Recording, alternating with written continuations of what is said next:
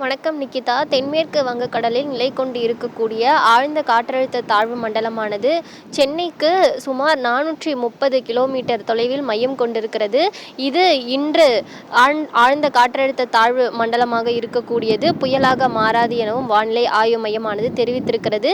இந்த நிலையில் இன்று மாலை இது வலுவிழந்து நாளை காலை மகாபலிபுரத்திற்கும் காரைக்காலுக்கும் இடையே குறிப்பாக புதுச்சேரி கடற்கரை பகுதிகளை ஒட்டி கரையை கடக்கிறது.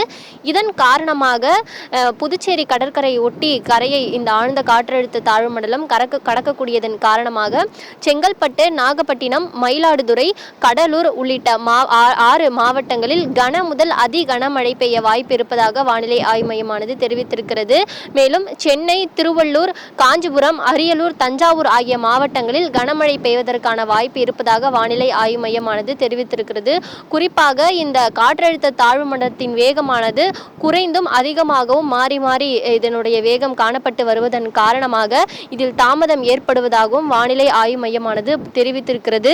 இந்த நிலையில் இந்த ஆழ்ந்த காற்றழுத்த தாழ்வு மண்டலத்தை பொறுத்தவரையில் 26 தேதி மற்றும் 27 தேதிகளில் காற்றின் வளிமண்டல பகுதிகளின் கீழ்ப்பகுதியில் காற்று குவிவதற்கான ஒரு சூழ்நிலை இருந்தது.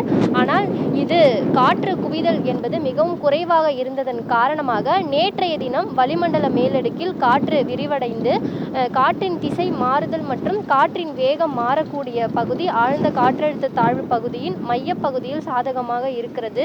இதனால் நிலப்பகுதியை ஒட்டி அதிகமான மேகக்கூட்டங்கள் உருவாகுவது குறைந்திருக்கிறது. இதன் காரணமாக மழைப்பொழிவானது குறைவாக இருப்பதாக வானிலை ஆய்வு மையம் தெரிவித்திருக்கிறது.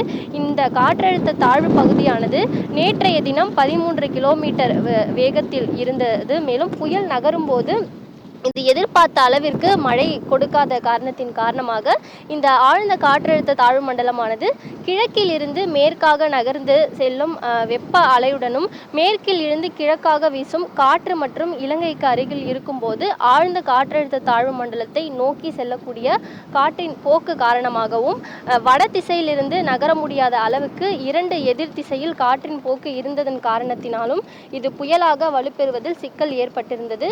இருப்பினும் இந்த ஆழ்ந்த காற்றழுத்த தாழ்வு மண்டலமானது தற்பொழுது தற்காலிக புயலாகவே மாறி கரையை கடக்க இருப்பதாகவும் வானிலை ஆய்வு மையமானது தெரிவித்திருக்கிறது.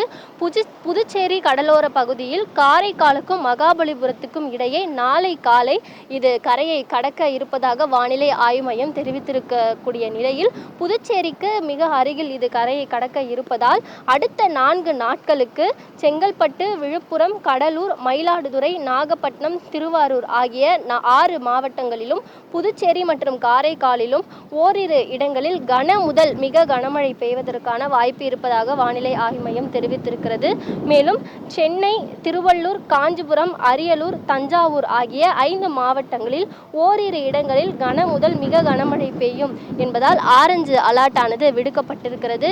சென்னையை பொறுத்தவரையில் இன்றைய தினம் கனமழை எச்சரிக்கையானது விடுக்கப்பட்டிருந்த நிலையில் தற்பொழுது சென்னையில் விட்டு விட்டு ஆங்காங்கே மழை பெய்து வருகிறது. கடற்கரை பகுதிகளை பொறுத்தவரையில் பலத்த காற்றுடன் கடல் சீற்றமானது காணப்பட்டு வரக்கூடியதை கூட நம்மால் பார்க்க முடிகிறது. இந்த ஆழ்ந்த காற்றழுத்த தாழ்வு மண்டலமானது இன்று மாலை ஆழ்ந்த காற்றழுத்த தாழ்வு மண்டலமாகவே வலுவிழந்து நாளை காலை மகாபலிபுரத்துக்கும் காரைக்காலுக்கும் இடையே புதுச்சேரிக்கு மிக அருகில் கரையை கடக்கும் போது சென்னையில் கனமழையை எதிர்பார்க்கலாம் எனவும் அடுத்த 4 நாட்களுக்கு அதாவது நாளை முதல் அடுத்த 4 நாட்களுக்கு சென்னையில் கனமழைக்கு வாய்ப்பு இருப்பதாகவும் வானிலை ஆய்வு மையமானது தெரிவித்திருக்கிறது. நிக்கிதா.